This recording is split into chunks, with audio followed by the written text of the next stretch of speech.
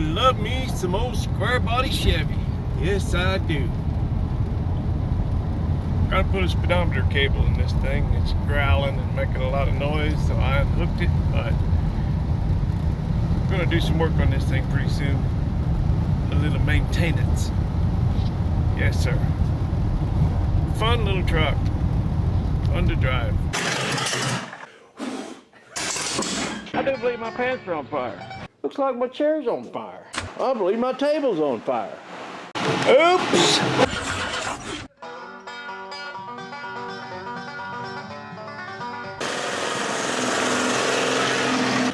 Hey, welcome to Ratrod. My name's Waylon and don't ever do what we do here on this channel.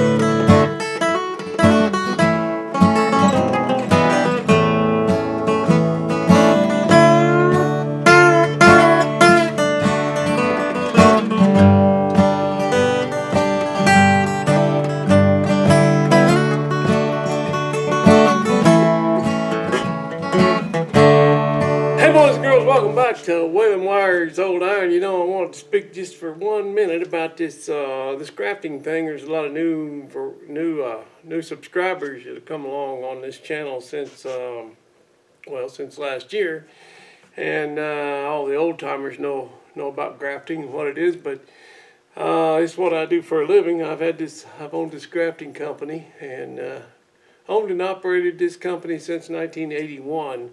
But I did my very first grafting down in Royal City in the Columbia Basin here in the state of Washington in 1974.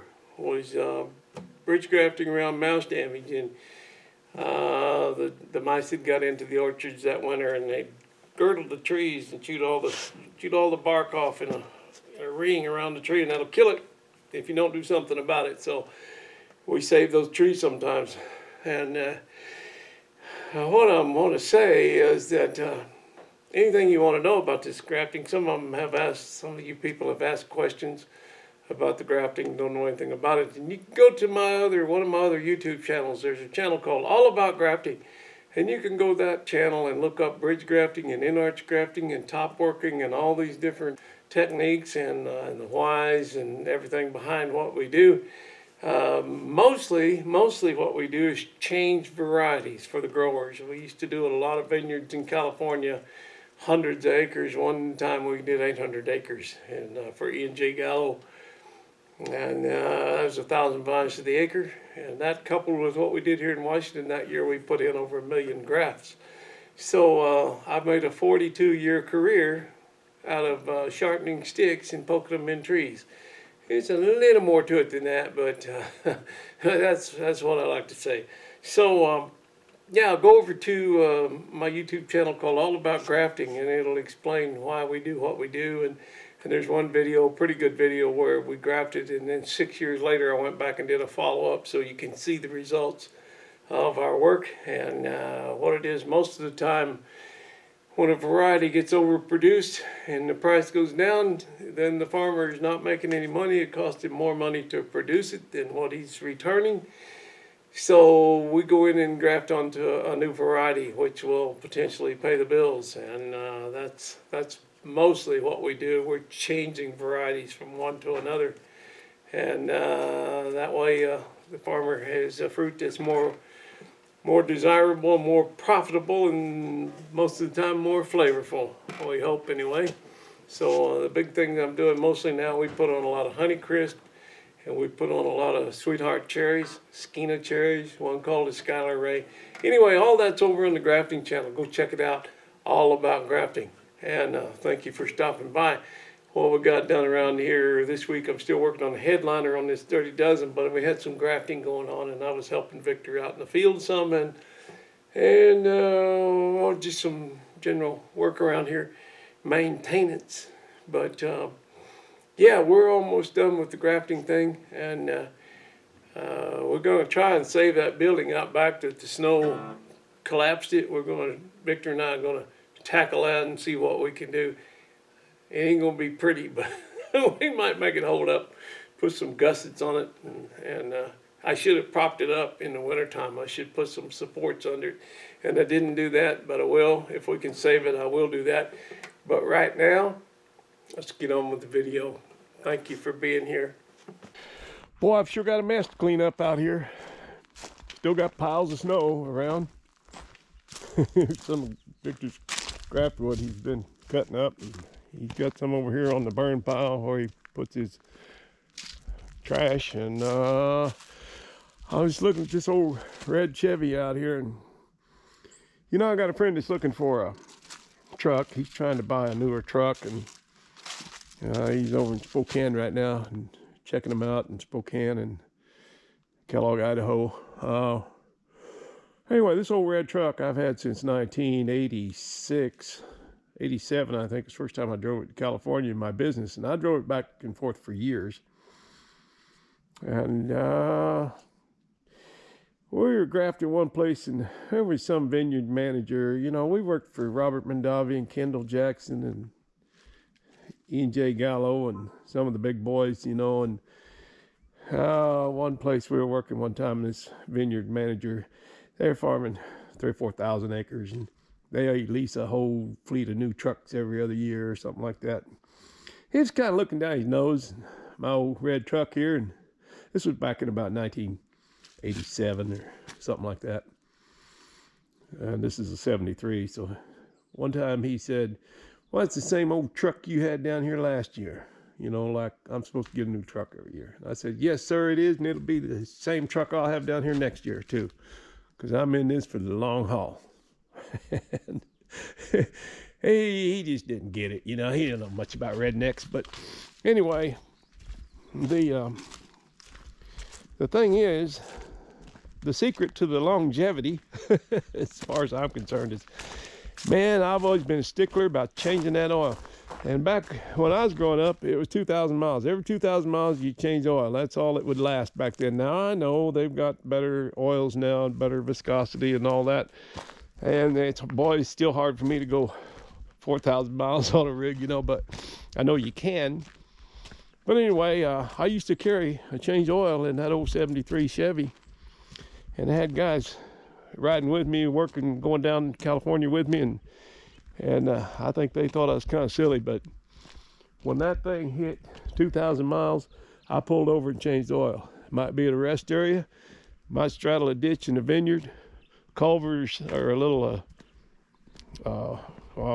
concrete slab, little dip. They have them, you know, where the water runs over the road, but you could straddle that or pull up over that, and kind of like this little place here and crawl over there, you know. But every 2,000 miles I changed that oil, and boy, that old motor lasted a long time. So this truck here, you know, my friend's looking at trucks, and you know, he's looking at stuff that's got 130, 140,000 miles on it, and a lot newer than this one. Well, not necessarily, but what he's looking at in particular. But I was looking at them online at one place. I've shopped quite a bit over there in Idaho, and you know, they had a 2021 in there. It had 82,000 miles on it, and I'm going, well, man, my old 2013's only got 60,000 on it. It's just broke in, but I try to take care of it, you know, and that's what I'm about to do. I'm just about to pull it in the shop and change the oil. So I guess I'll just quit talking about it and get with it. Boy, that's on there. I don't know who put that on there. I don't think that was me. Huh. Just don't seem like the kind of thing I'd do.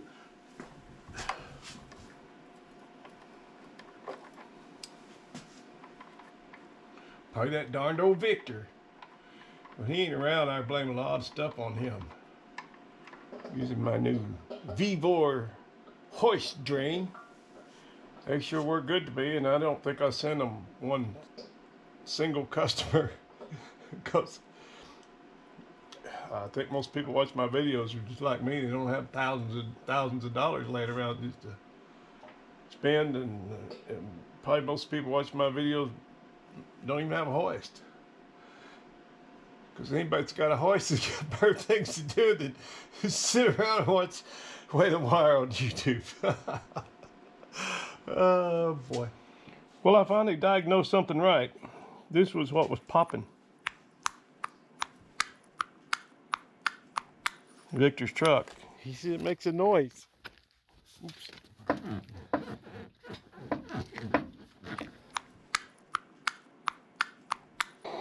Boy, ain't this a revolting development. Man, the mice are so bad up here. Check this out. Is that nice? Ugh, hate mice to pieces.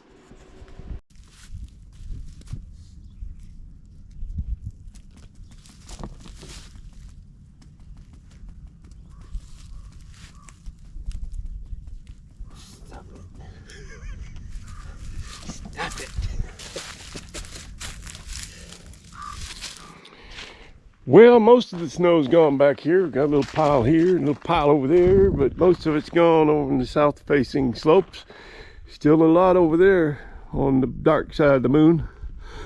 And it's supposed to snow again tonight, but I don't think it's going to amount to much.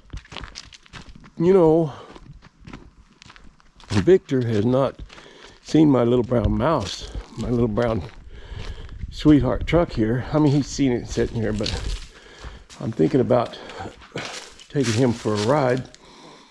And it's been sitting out here for 5 months. I wonder if it'll start. I don't even know if there's a battery in it.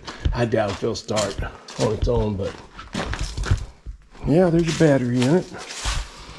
You know, one way to find out, I got to I don't know, I have to go get a wrench to tighten that up, but anyway, yeah, we'll see. We'll see if it does anything, but I'll probably bring back a can of starter fluid just in case. I don't have real high confidence. Okay, I got the battery hooked up. Now, will he will or will he won't?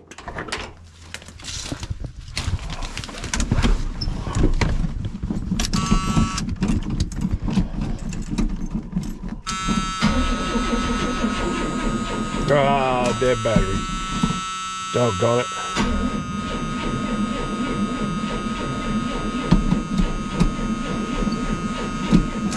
Now, I'm gonna shoot it. I hate to do it, but I'm gonna shoot some ether in it. And if it'll fire off, it can just charge itself up. So, we'll see.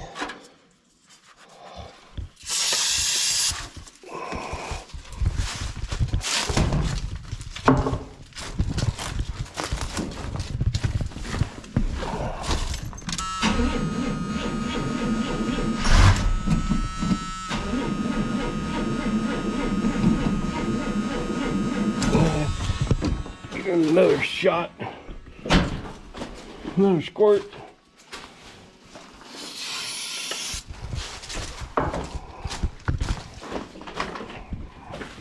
Hope it's got some gas in it. Yeah, it does.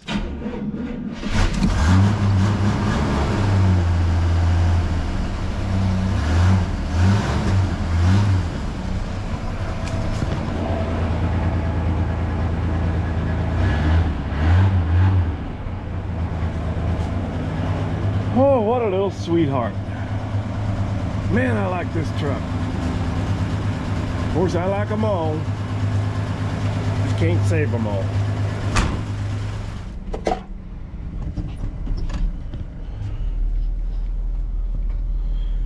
Such a good little truck.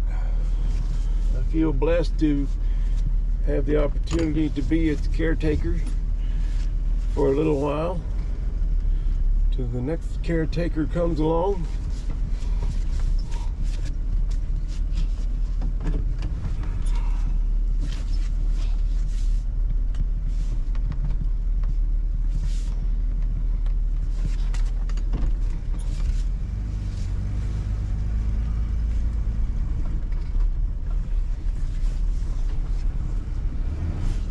her down and run her through the car wash. Alright, charge up a little.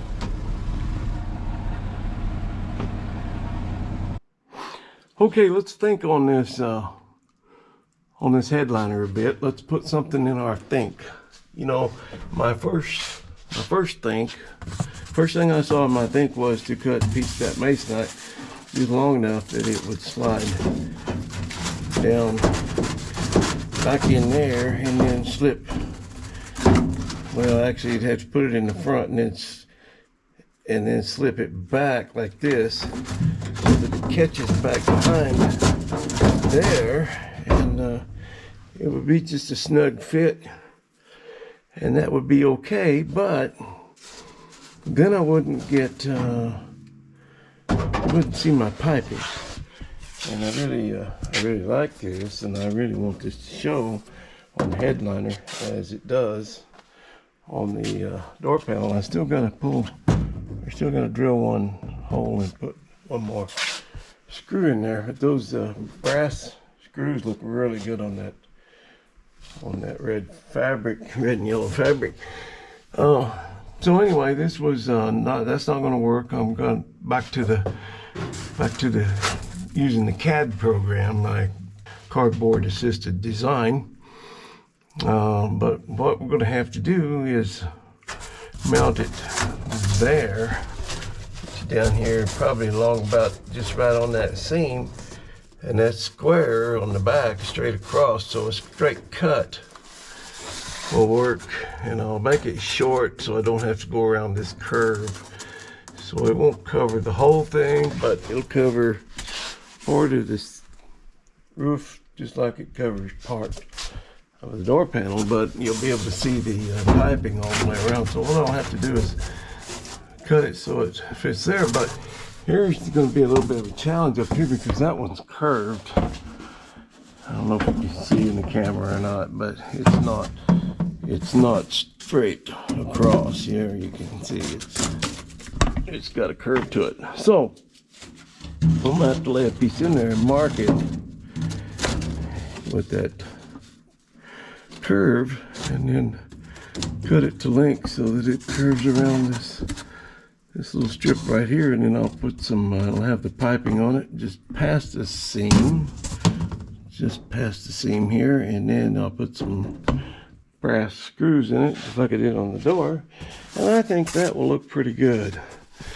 I don't know, somebody mentioned something about cutting these backs down if they're too tall, and no, they're perfect. They're just like I designed them. I mean, not that I'm a perfect designer, but this is the measurements I gave the guy, and boy, they are comfy too. The foam that I had was really soft, and you just sink way in and almost bottom out on it. But what he used was much better. It's firm. It's like a good firm mattress. You don't sink down in it, and his head room is perfect. Even with the headliner in there, it's gonna be good. And you know, what was it? Someone was talking about they thought this seat needed to be tilted back, and man, don't you know, with my OCD, I spent 2 weeks in here fussing and fretting about getting those seats just the right height and the right distance from the pedal and everything. So the finished product is pretty good. It's working out real nice. I just need to get more done, but well, it's a busy time of year, and I'm out here kind of late at night, and Victor's sleeping, so I'm kind of trying to keep things quiet, and I don't need to be out here cutting with the cutoff wheel and zipping and making all that noise and compressor kicking on. So I think I'm gonna go call it a night. It's only 11:30, and you know me, I'd like to be out here until 2, but Victor's got to work in the morning, and I don't. I went out with him today and got everything lined up for the next couple jobs. So I'm gonna be doing stuff around home here this weekend.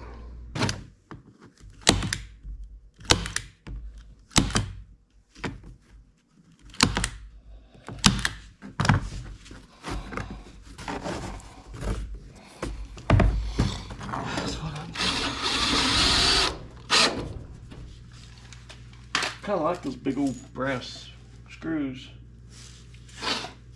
We're getting down to brass tacks now, boy.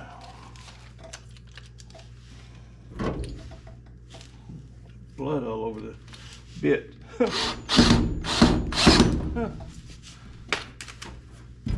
Yeah, that's working out. That'll be okay.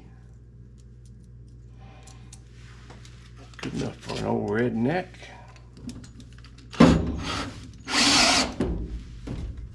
There we go.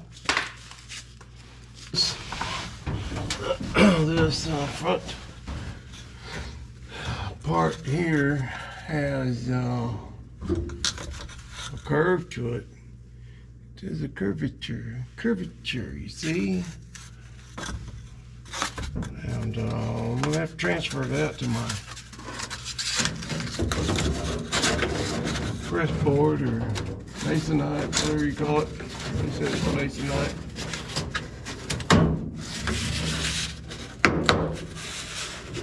Well, this might work out. I might be able to get them. Just got those screws, and I'll just pop that down there. This may work better than I deserve, probably. So, yeah, I think I'm just going to end it right where it starts to curve down. So that'll be on that screw.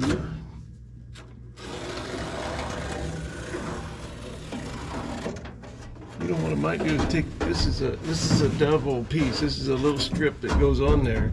I think I'll take that off, maybe, and just have my piping sticking up here and put that strip back on and screw it down. That would hold it up really well. That might be an idea. It really might be an idea. Same thing on the front. I can just sandwich that masonite in there and screw it down and have my piping just to the outside of that strip. You know, that might just work out. Huh. You know, I might be a genius. We'll have to look into that a little further, but I might be. All right. See what I can do. That's oh, I was gonna get a ADD is just a wonderful thing. I was gonna get a measurement here before I so rudely interrupted myself. Yeah, so that'll be the edge of the masonite.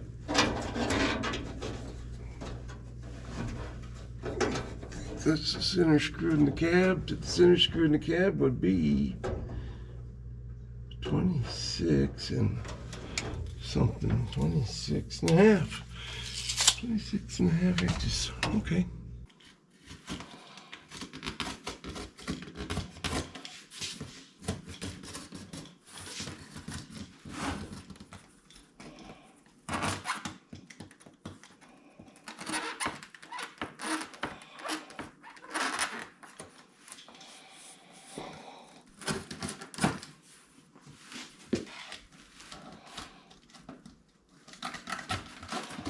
All right, I will sand that down and smooth that up.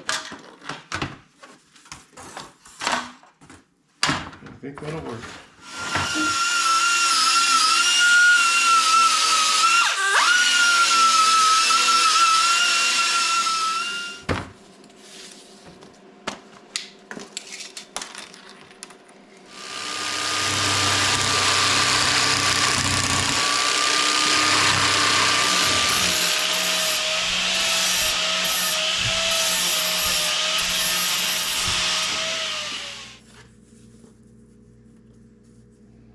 I need a big square, like a sheetrock square. I guess that's.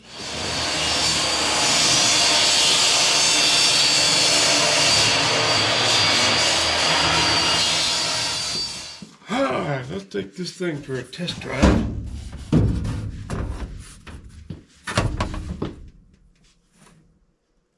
Of course, I did it wrong. Why didn't you guys tell me I was doing it wrong? Y'all sit there and watch me and never said a word about me doing it wrong. But you know what? Right here on Waylon Wire's old iron, we just show it all. You know, it don't matter. If it's a train wreck, well, it's a train wreck, and this is a train wreck because I cut the curve the wrong direction on the front of this.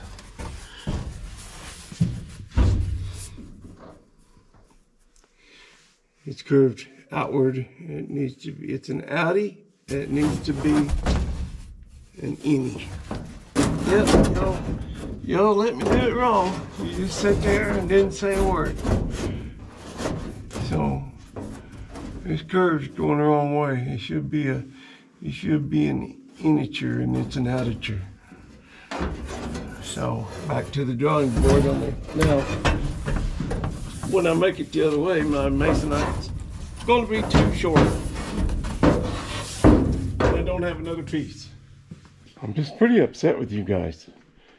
Because, you know, Charlie, you're sitting over there and you saw the whole thing and you nudged Bill and said, hey, what's what he's going to do? What's going to happen? And you didn't say a word.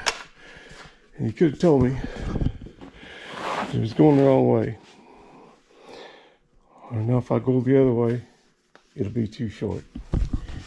Too narrow, too short, however you want to say it. So, I guess it's on hold for tonight, because I reckon we're going to be shopping for another board tomorrow. I'll just get another one tomorrow, so that's how the old cookie crumbles, at least tonight. That's all right. It's it's getting kind of late, and I got to work tomorrow. So I think I'm going to shut this operation down for now. And look what the snow did to me. Isn't that nice? Poor old Fred. He's holding up the roof. But he protects his little brother here. I don't know if we can save this or not. I don't know. If I try and jack it up in the middle and put some longer gussets on it, when you put long gussets on it, then you can't back this truck under it because it hits the gussets. I almost hit that front one, but I didn't have enough. Need more gussets. I should put posts in the middle in the wintertime. I should have been smart enough to do that, but I wasn't. Well, I came out to get the little brown mouse, and I noticed this little bit of debris here. What is this trash? And then I happened to look up here, and what is this? What kind of nest is that? Who did that? They're using some big timbers. Whoever's building that, they're not skimping on materials. Wow. I'm gonna have to put up, do some surveillance out here. I'm gonna have Victor stand out here and watch this until he sees who's doing this work. I've seen a magpie fly out of here. I can't believe a magpie would carry those big old sticks up in there. But apparently that's what's doing it. I'm surprised. I thought it would be a much bigger bird, like an owl or something. But there's no access for an owl. It's just a little access, so it's gotta be that magpie, I guess. Huh, imagine that, Victor. A magpie, who knew? He's using mud for mortar. I never thought that magpie would carry big sticks like that. Huh, alrighty. Learn something new every day.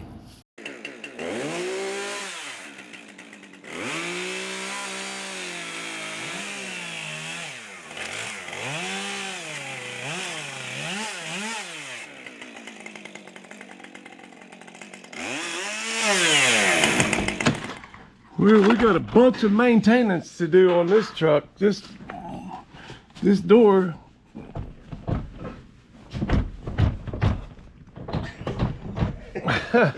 It's pretty bad, but here, Victor, I got you a present. Oh, Merry Christmas. Thank you very much. New hinge pick, and we've got to do a lot of maintenance. We've got to do We already did this lower ball joint, but we're gonna do the upper one and then los dos on the otro side and tie rod ends. También. So a lot of work to do on this truck today. Okay, so let's get with it. We got new ball joints and tie rod ends, and Victor's getting ready to do a little body work. He's got his body filler there.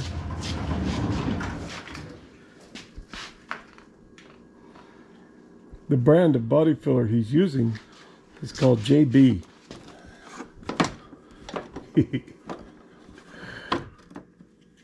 Oh, shit.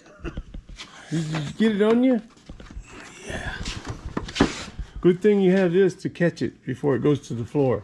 Yeah. You can catch it right on there, that thing.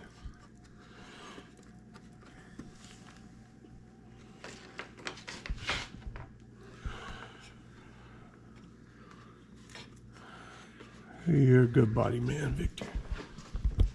Better than me. I don't like it. I don't like doing body work.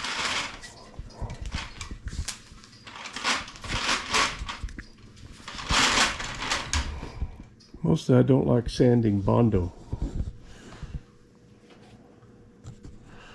And now we got to put, we got to fix that door pin, hinge pin. But Victor says not tonight. He's gonna rest. He says this makes him more tired than grafting. Well, well, well. Wonder if I can do it the right direction this time.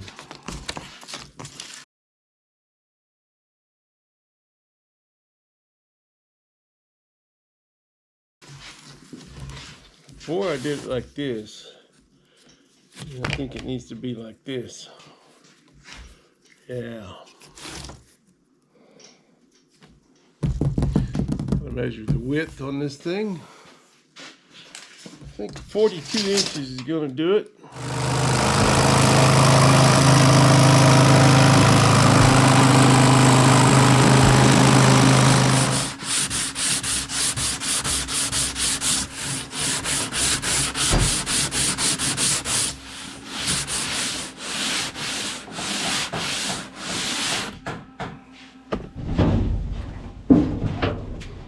Well, I did a test fit, and it fits really good this time.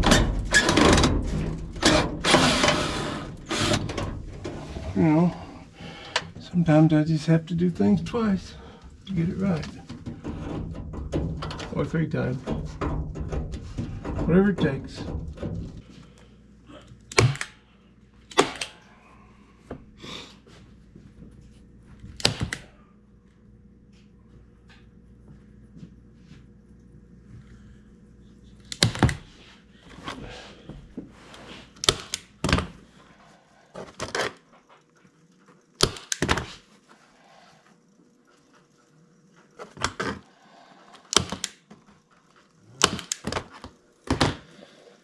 Victor said he sleep like a baby, kicking and screaming all night long.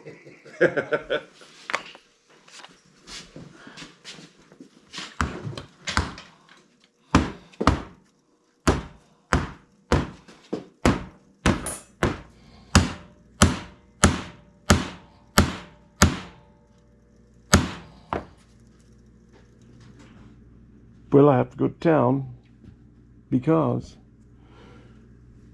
I need these little grommets, these little upholstery washers, because this one's too big and this one's too little, and this little piggy's just right.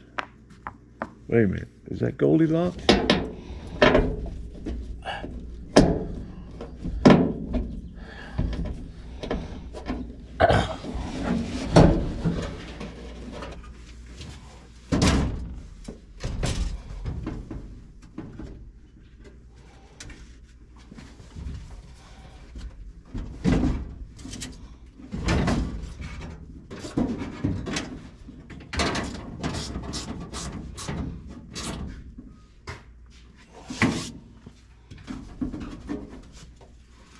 There we have it. Gas filler neck hose is in, headliner's in,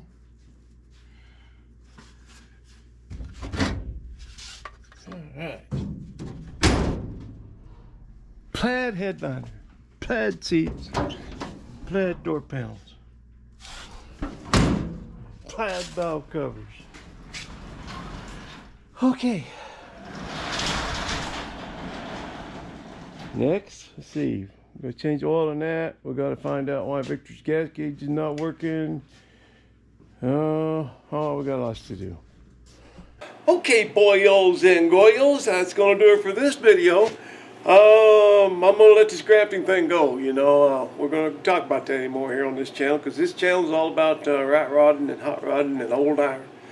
So, in the words of my son, who in 1991, about 1991, he would have been 5 years old, I guess, and he said to me one day, he says, you know, Dad, I just really don't want to hear any more about this grafting thing. So, I figured that's probably where y'all coming from, too. So I'm going to let it go. Let it go. If any of y'all are interested, some of the newcomers have questions about it and wonder what it is and why it is we do it, go over to the grafting channel, all about grafting, and you can check it out. There's some very informative videos, a lot of instructional videos if you're interested in doing a little backyard project of your own. But other than that, we're just not going to talk about it anymore. And so my son and all of you, you don't have to worry about it. We just won't talk about it anymore. But we're going to get on with this rat rodding thing, so thanks for being here. I guess one thing left to say, and that would be, I sure do appreciate you. And we'll see you next time right here on Waylon Wire's Old Iron. Alrighty, later guys.